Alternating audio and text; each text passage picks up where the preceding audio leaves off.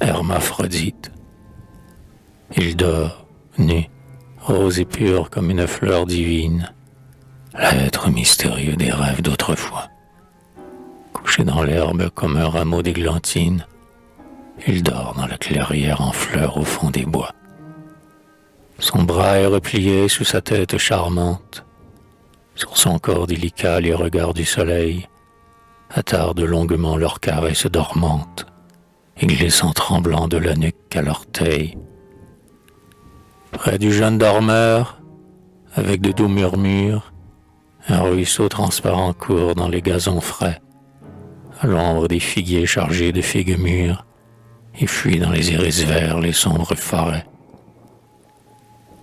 Les lys roses, les lys faits de chairs amoureuses, telles que nous jouons feu sous le feu des baisers, ouvrent pudiquement leurs corolles heureuses à l'insecte qui boit leur parfum framboisé. Mais ni le clair babil de l'onde, ni l'abeille, bourdonnant dans l'air tiède où la brise a frémi, ni les parfums, ni la lumière, rien n'éveille le bel hermaphrodite en son rêve endormi. Doux être, éveille-toi, soulève tes paupières, tourne-toi vers l'amour qui s'approche de toi. Pour tes charmes, l'amour enflammerait les pierres. Pour ton amour, l'amour oubliera toute loi. L'amour? Ah, des amours luttent dans ta poitrine, chaque fois que ton souffle en gonfle la beauté. Mais, tout en combattant, dans leur ardeur divine, ils s'embrassent l'un l'autre, ivres de volupté. Quel prodige a fondu dans ta double nature, la force féminine et la mâle douceur?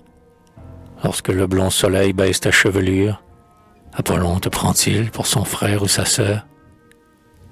Les dieux ont marié dans ta chair sans pareil, la colombe au ramier, la rose avec le lys, la candeur de la Vierge, la grâce vermeille, les fiers adolescents par l'amour embelli.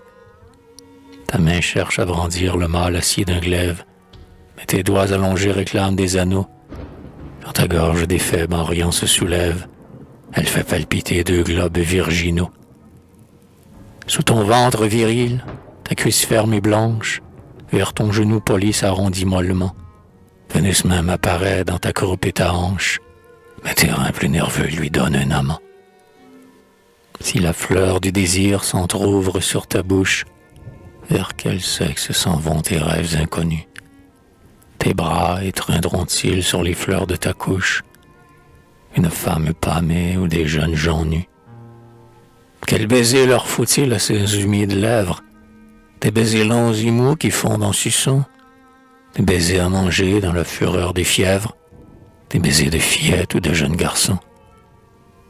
Douce énigme de chair, ensorcelant problème, qu'au sens inquiet pose un sphinx voluptueux. De honte et de frayeur tremble quiconque t'aime, et quiconque ta vue brûle de mille feux.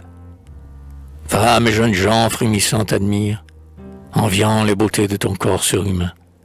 Pâles, les yeux baissés, ils pleurent, ils soupirent, sur leur cœur affolé pressant parfois la main. Quels sont, disent-ils, les belles immortelles, dont la grâce parfaite égale ses splendeurs? Quel jeune Dieu, lumière et printemps, disent-elles, mêle à tant de fraîcheur d'aussi tendres ardeurs. Ah, boire éperdument sur une même bouche les baisers d'Aphrodite avec ceux d'Adonis, et dans un même corps nul amour farouche, trouver en frissonnant tous les péchés unis. Pour toi, le docteur Faust eût quitté Marguerite, au jardin de Théos, le vieil Anacréon, eût délaissé Bâtie, et Sappho dans leur fuite, n'eût plus voulu poursuivre Irina ni Pharaon. La terre sous tes pieds léchés de pâles flammes tremble et toutes les fleurs se meurent sous tes pas, et l'homme n'étreint plus les femmes, et les femmes, sur leurs jeunes amants, ne ferment plus leurs bras. Ô dernier idéal des races vieillissantes, mortel révélateur des suprêmes beautés, dans les poisons versés par tes mains caressantes, tes yeux ont vu mourir les antiques cités. Et voici que tu viens à nous et que tu poses sur nos autels tes pieds qui font pâlir le jour, et nos poètes dans l'encens et dans les roses t'offrent leurs chants de gloire et leurs hymnes d'amour. dois être, accorde-nous tes plus douces caresses. Vois-tu, nous nous traînons à tes genoux vainqueurs, tandis que tes baisers dans leurs molles ivresses recueillent les derniers battements de nos cœurs.